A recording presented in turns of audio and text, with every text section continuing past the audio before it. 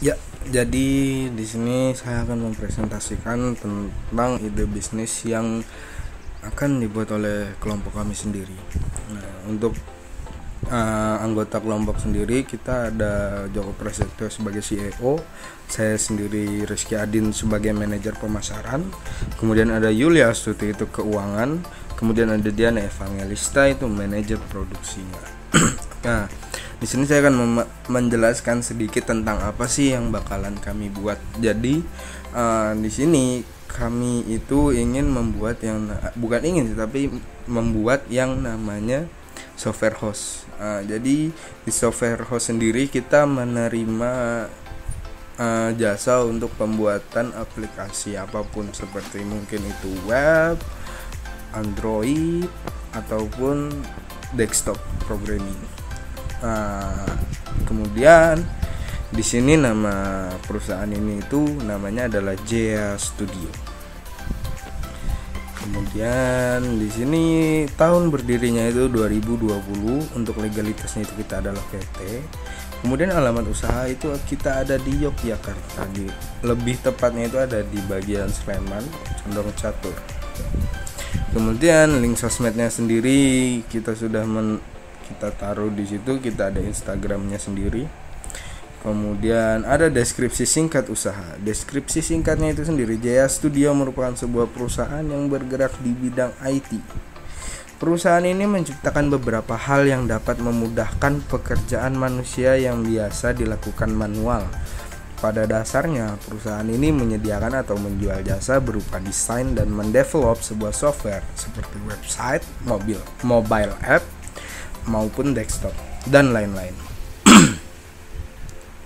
Kemudian dari visinya sendiri, Jea Studio ingin menjadi perusahaan jasa terbaik di Indonesia dan menjadi wadah kreatif untuk para komunitas dengan hobi yang sama, serta membangun budaya baru dalam dunia teknologi. Untuk misinya sendiri, Jea Studio itu yang pertama ada menyediakan pekerja di berbagai bidang yang ditentukan, menciptakan berbagai karya yang berkualitas, membuat seluruh Indonesia tahu bahwa perusahaan ini ada, kemudian membuat sebuah teknik dan ciri khas yang berbeda pada perusahaan ini.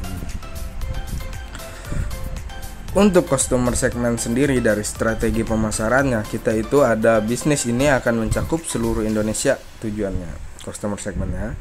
Bahkan diharapkan dapat menyentuh pasar luar negeri juga, Pak. Dikarenakan produk yang kita hasilkan itu dari bisnis kita menurut kita cukup bisa bersaing dengan produk luar. Maksudnya itu dengan para software host yang dari luar sana, kita bisa bersaing. Oke. Kemudian benefit yang didapat oleh customer adalah mereka bisa mengcustom software sesuai dengan kebutuhannya. Nah, di sini kita lebih menuju kepada kepuasan pelanggan itu sendiri. Jadi misalnya ada customer yang ingin untuk dibuatkan website oleh kita. Nah, jadi untuk desain pertama kita bikinkan. Kemudian kita tanya apakah seperti ini sudah sesuai dengan yang diminta oleh si pelanggan. Jika kata pelanggan sudah sesuai, maka akan kita eksekusi dan kita buat websitenya. Tapi jika misalkan dari si pelanggannya ada minta tambahan entah itu mungkin apapun itu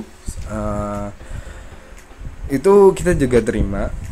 Jadi misal nih si pelanggan minta bikinkan website e-commerce. Nah, otomatis di e-commerce kan itu ada dua cara ya, dia bisa pembeliannya melalui pemesanannya melalui WhatsApp ataupun pemesanannya langsung dari websitenya. Nah, dan si pemilik website ini bakalan dapat notifikasi dari email mereka kalau misalkan ada yang ingin beli produknya mereka. Nah, kayak gitu kan udah beda jalan tuh. Nah, jadi dari situnya kita serahkan kepada pelanggan maunya kayak gimana, kita eksekusikan. Nah, kemudian untuk tagline dari perusahaan ini sendiri itu ada Great Innovation Starts Here. Inovasi hebat dimulai di sini.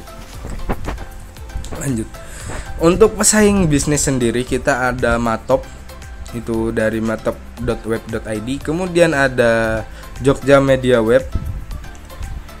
Kemudian yang ketiga itu ada TCD atau Teras Code.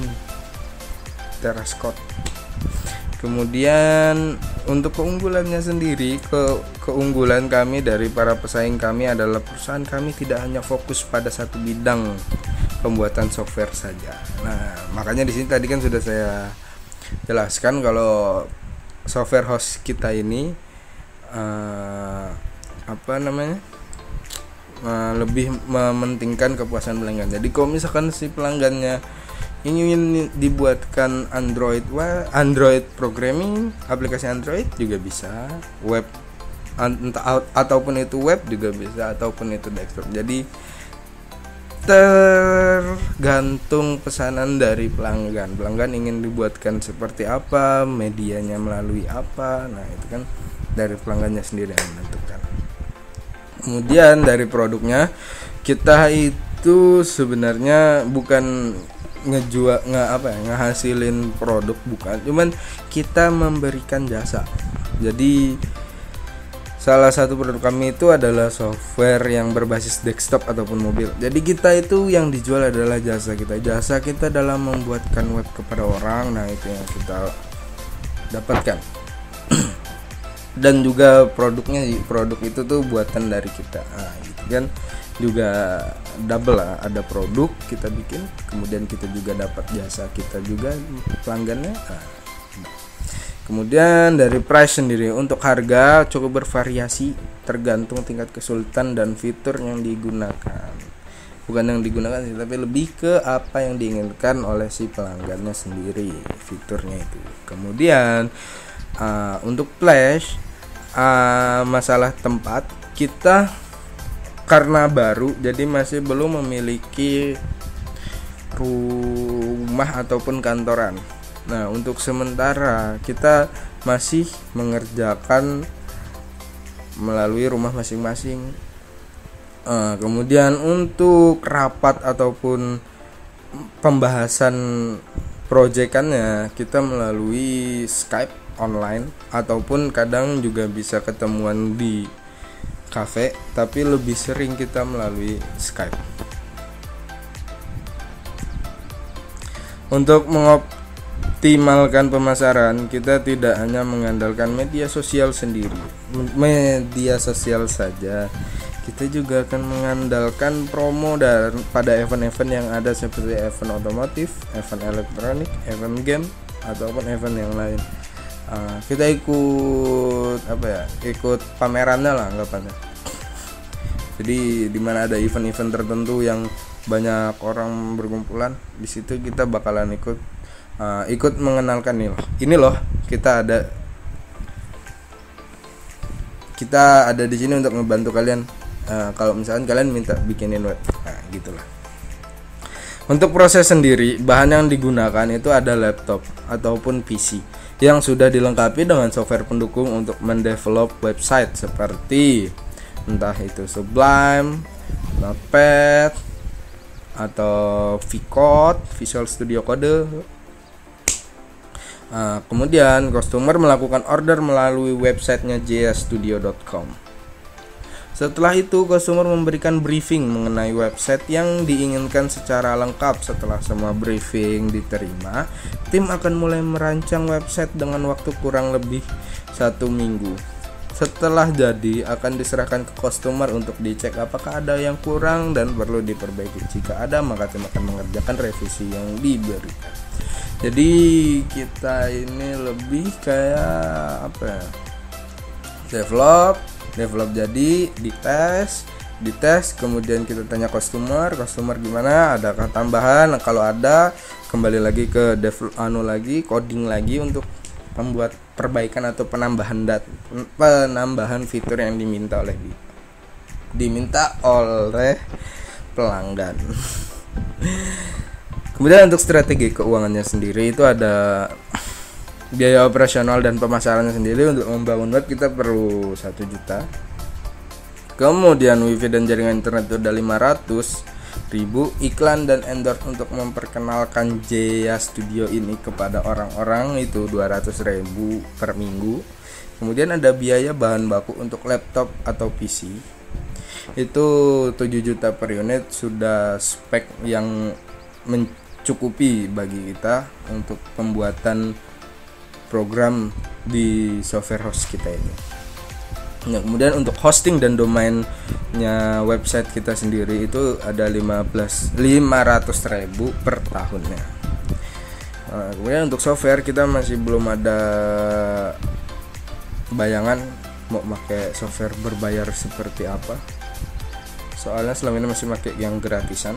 Kayak VCode juga masih gratis dan lain-lain juga gratis, kayak Sublime, VCode, Android Studio gratis.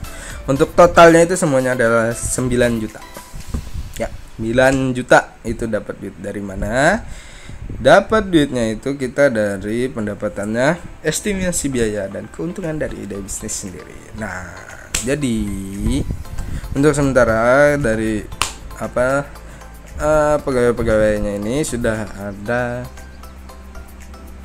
punya laptop masing-masing lah, jadi masih bisa